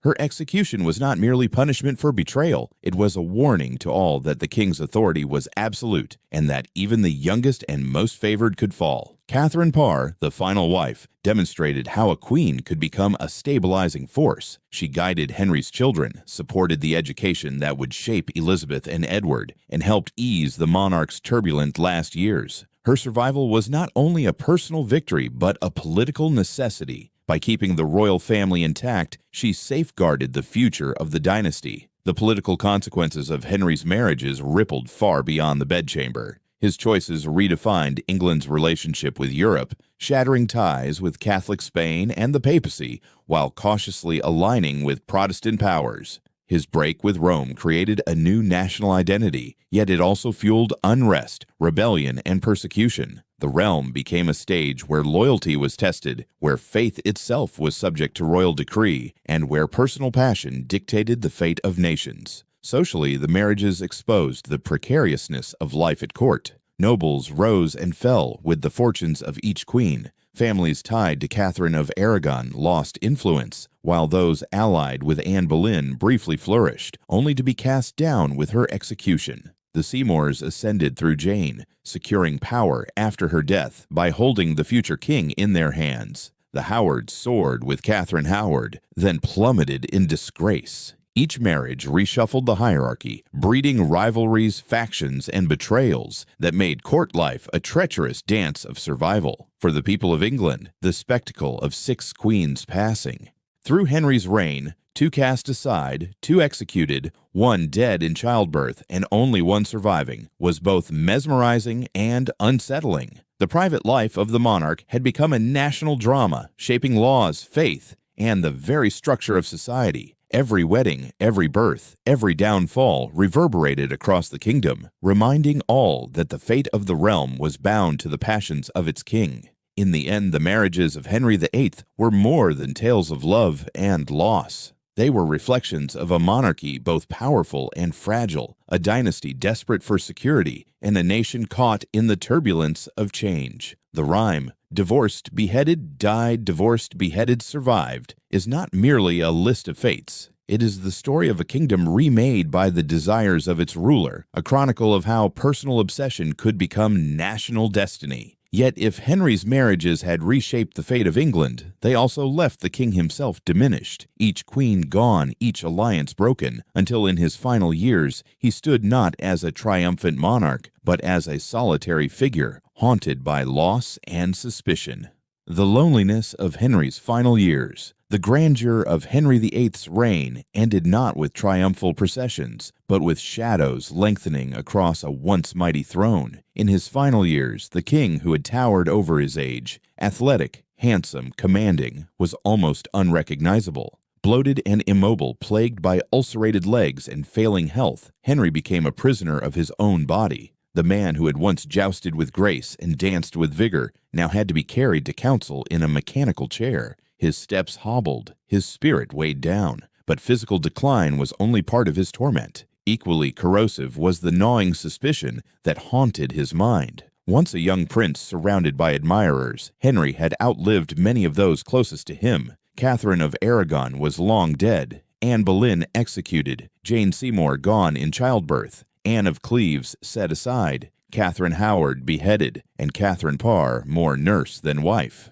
The rhyme of his marriages echoed like a dirge in his chamber, each queen a memory of loss, betrayal, or regret. In court, Henry's mistrust deepened. He saw treachery everywhere. Counselors whispered, factions schemed, and the king's paranoia made every alliance fragile. Friends of yesterday became enemies of tomorrow. The same hands that had raised him hymns now feared his wrath. Few dared speak openly in his presence, for Henry's temper was as dangerous as ever, swift to anger, merciless in punishment. His once thunderous voice grew hoarse, but its authority remained absolute, and his courtiers bent beneath it like reeds before a storm. Faith, too, offered little comfort. The man who had torn England from Rome now seemed uneasy in his spiritual solitude. He had created a national church, yes, but was it God's will or his own ambition? Doubts flickered in the silence of the night. He alternated between punishing Catholics who clung to Rome and reformers who pressed Protestant zeal too far. No one was safe from his suspicion. The king, who had once demanded unity of conscience, had himself become the embodiment of religious contradiction. His children stood as fragile pillars of the dynasty he had fought so fiercely to secure. Edward, his precious son, was frail in health. Mary, daughter of Catherine of Aragon, remained deeply Catholic, her loyalty torn between her father's will and her mother's faith. Elizabeth, Anne Boleyn's daughter, was clever but politically vulnerable, shadowed by her mother's disgrace. Henry had secured heirs, yet the future of his line seemed as uncertain as ever. Loneliness grew into his constant companion. Nights stretched long in Whitehall and Hampton Court, the corridors echoing with silence. Food and drink, once pleasures, became excesses that dulled but did not soothe. Pain pulsed from his infected legs, making even the act of rising an ordeal. The courtiers who once delighted in his company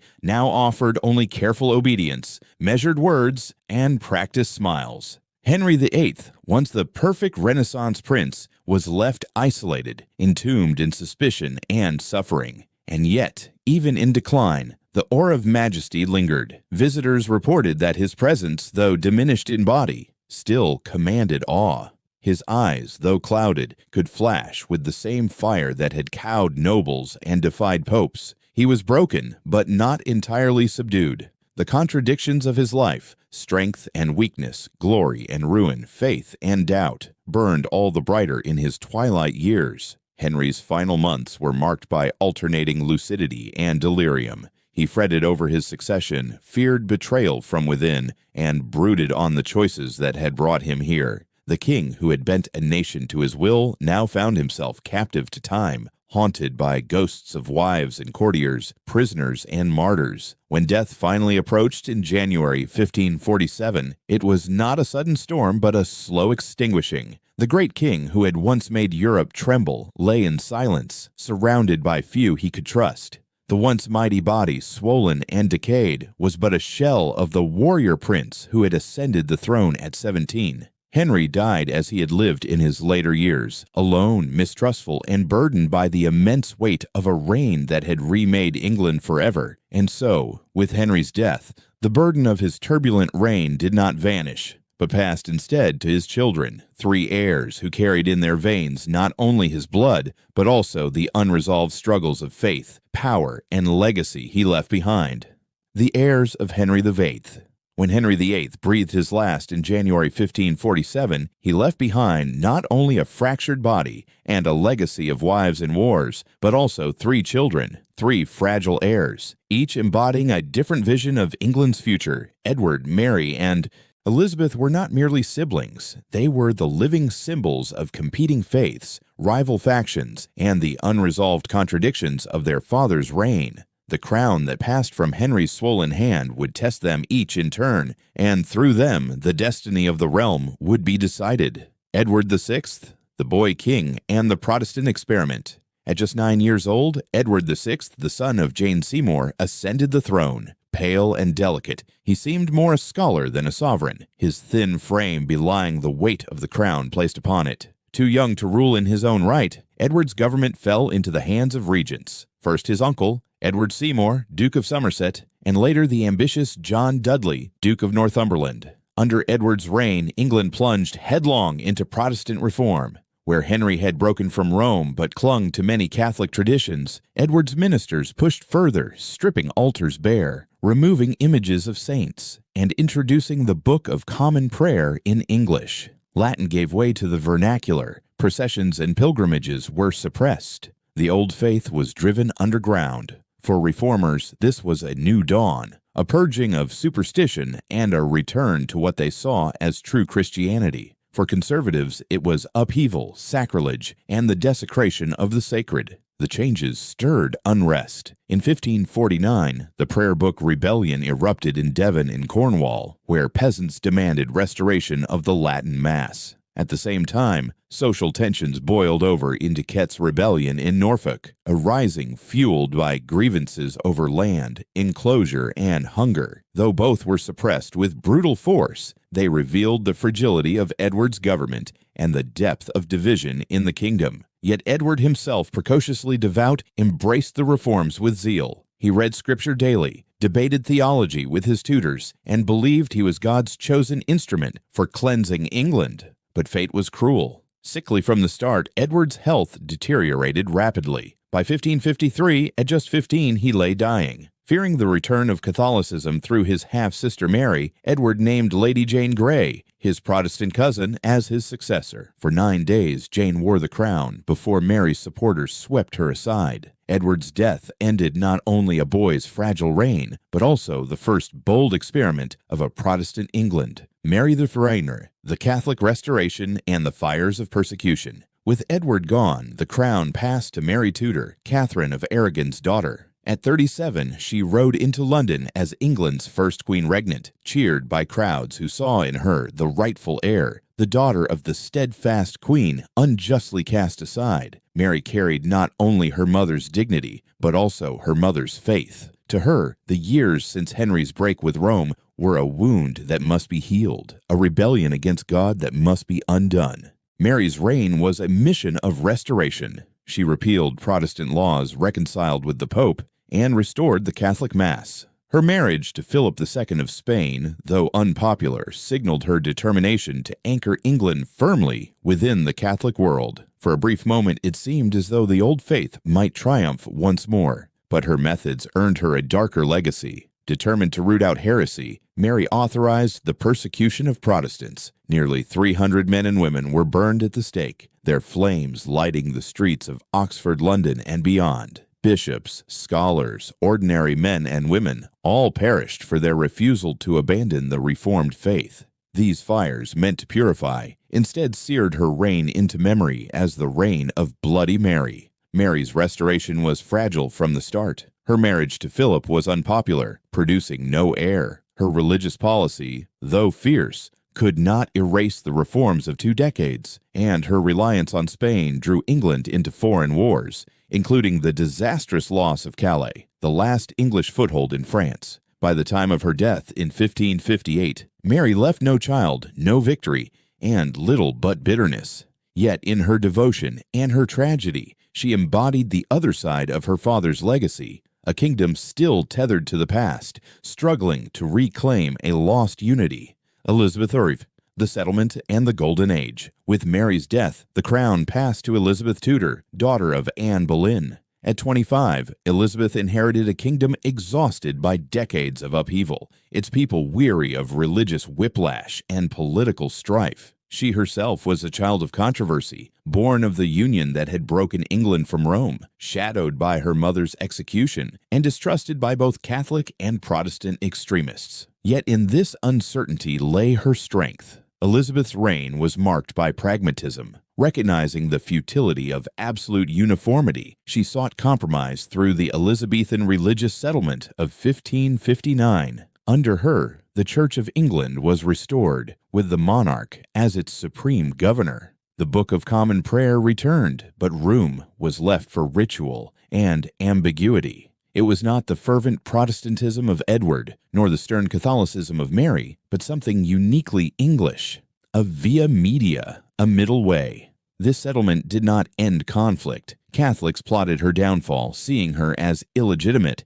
Protestants accused her of half measures. Yet Elizabeth's careful balance endured, stabilizing the nation. In her hands, religion became less a battlefield of purity than a foundation for unity. The people might worship with varying degrees of conviction, but outward conformity bound the kingdom together. Beyond religion, Elizabeth's reign became a golden age. Under her, England saw the defeat of the Spanish Armada in 1588, the flourishing of drama and poetry under Shakespeare and Marlowe, and the first ventures into global exploration. A queen who had once been vulnerable now became Gloriana, the Virgin Queen, a symbol of stability and splendor. 3 heirs, 1 legacy. The reigns of Edward, Mary, and Elizabeth were vastly different, yet together they completed the story Henry had begun. Edward pushed Protestant reform to its radical edge. Mary sought to restore Catholic unity with fire and blood. Elizabeth forged a lasting compromise that defined English identity for centuries. Each child bore the mark of their parentage. Edward, the dream of Jane Seymour. Mary, the faith of Catherine of Aragon. Elizabeth, the ambition of Anne Boleyn.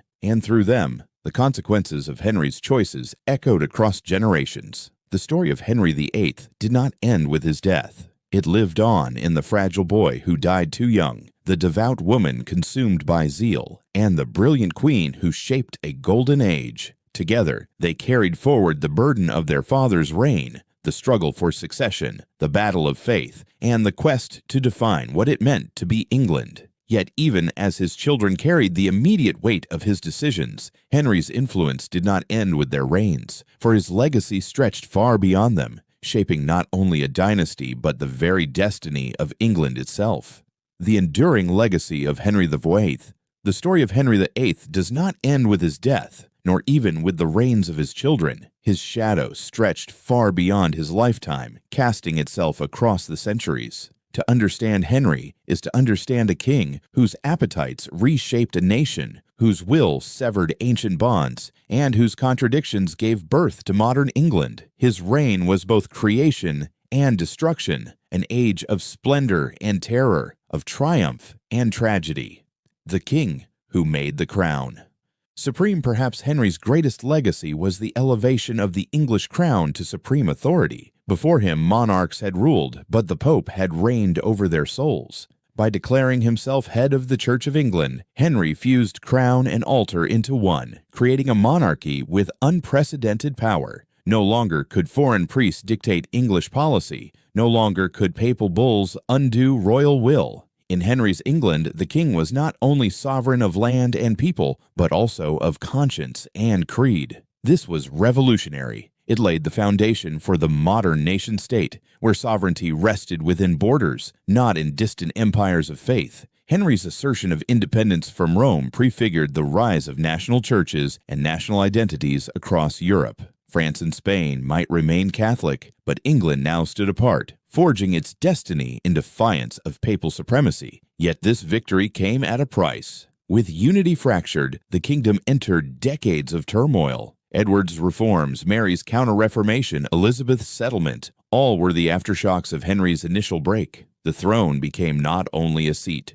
of political power, but the battlefield of faith. And in that battleground, the authority of monarchs grew immense, for whoever wore the crown determined the creed of the people. The English Reformation and the birth of a national church. Henry did not set out to create Protestantism. His heart remained Catholic in doctrine, his mind steeped in the rituals of his youth, but by tearing England from Rome, he opened the floodgates. The English Reformation that followed was messy, uneven, and often contradictory, but it was unstoppable. Monasteries fell, relics vanished, pilgrimages ended. In their place arose a new emphasis on Scripture, on prayer in the vernacular, on the Word of God accessible to all. Henry's successors pushed his break to its logical conclusion, crafting a distinctly English faith, Protestant in doctrine, Catholic in heritage, national in spirit. The Elizabethan settlement would enshrine this balance, but the seed was Henry's. The consequences reshaped English society. Religion became not merely a private devotion, but a matter of loyalty to the crown. To be English was to be part of the Church of England. Dissent was not only heresy, but treason. This intertwining of faith and identity bound the kingdom together, even as it marginalized those, Catholic or radical Protestant, who resisted conformity. In this, Henry's legacy was paradoxical. He had sought unity and control, but what he created was diversity and conflict. Yet from that conflict, a new England emerged, one defined less by Rome and more by its own voice,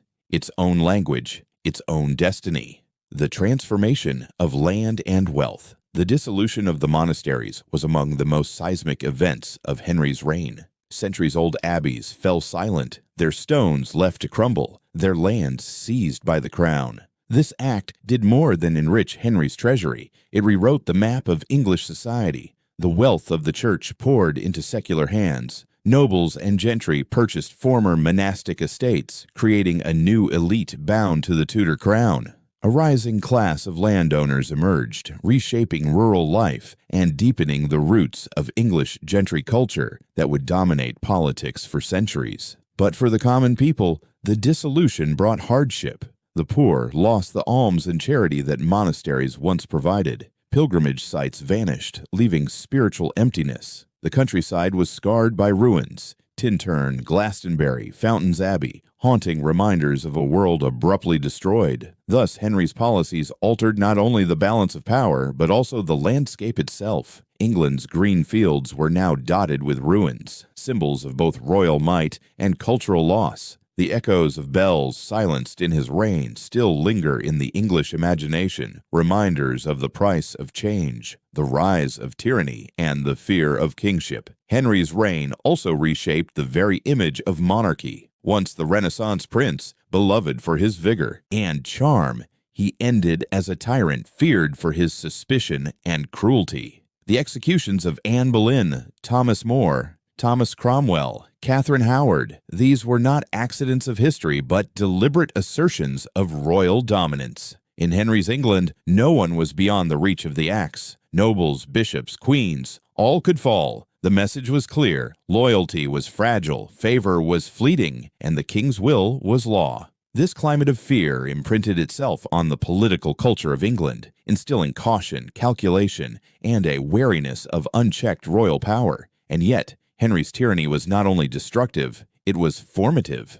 The awe he inspired, the dread he commanded, made the crown unassailable. Future monarchs would inherit both his authority and his cautionary tale. Elizabeth, his daughter, would wield power with more subtlety, mindful of her father's excesses, but benefiting from the fearsome strength he had built. The dynastic legacy. Henry's obsession with succession defined his reign, and in this too his legacy endured. Edward, Mary, and Elizabeth each inherited not only the crown, but the burden of his choices. The Tudor dynasty survived him by only a generation, ending with Elizabeth in 1603, but the transformations he set in motion endured long after. Through Elizabeth, his line achieved a golden age of culture and empire. Through Mary, his policies revealed the deep fissures of faith. Through Edward, the zeal of Protestant reform took root. Each child bore a fragment of his legacy, and together they completed the story he had begun. But beyond bloodline, Henry's true dynasty was institutional. The Church of England, the empowered monarchy, the gentry enriched by monastic lands. These were the heirs of his reign, shaping England long after the Tudors themselves were gone. The cultural memory of Henry VIII.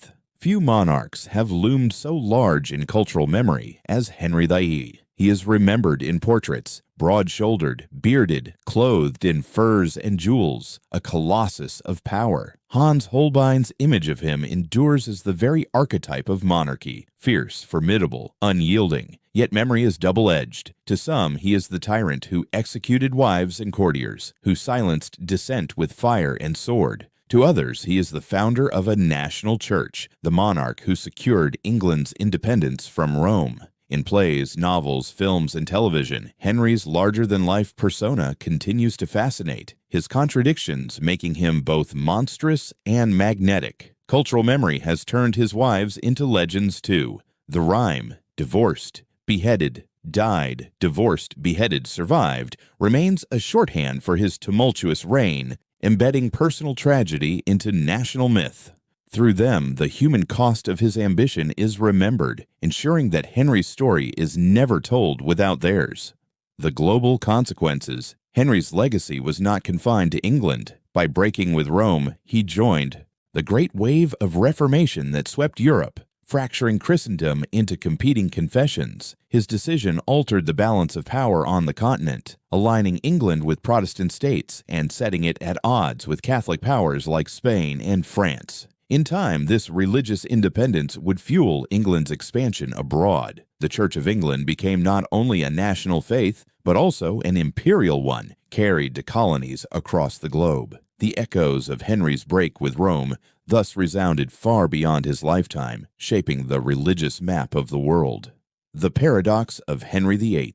Henry VIII remains one of history's great paradoxes. He began as the Golden Prince of the Renaissance. Handsome, athletic, learned, embodying the promise of a new age. He ended as a bloated tyrant, feared and mistrusted, his court littered with corpses and ruins. And yet, both images are true. His reign was a tapestry of contradiction, creation and destruction, faith and doubt, love and fear. He gave England independence from Rome, but left it divided. He secured a dynasty, but saw it haunted by fragility. He built a stronger monarchy, but tarnished it with blood. In the end, Henry's legacy is England itself, modern, independent, self-defining. Without him, there would be no Elizabethan settlement, no Anglican identity, no England as we know it. His appetites may have been selfish, his methods brutal, but his impact was undeniable. Epilogue. A king who changed history forever. As history looks back on Henry VIII, it sees not only a man, but an epoch. His reign was a turning point between medieval and modern, between Christendom united and nations divided. He was a king who sought a son and found instead a nation reborn. The monasteries lie in ruins, the wives in their graves, the courtiers long forgotten. But the England he reshaped endures. An England that stands apart from Rome, an England defined by its monarch, its church, its destiny. Henry VIII remains, for all his flaws, the king who changed the history of England forever.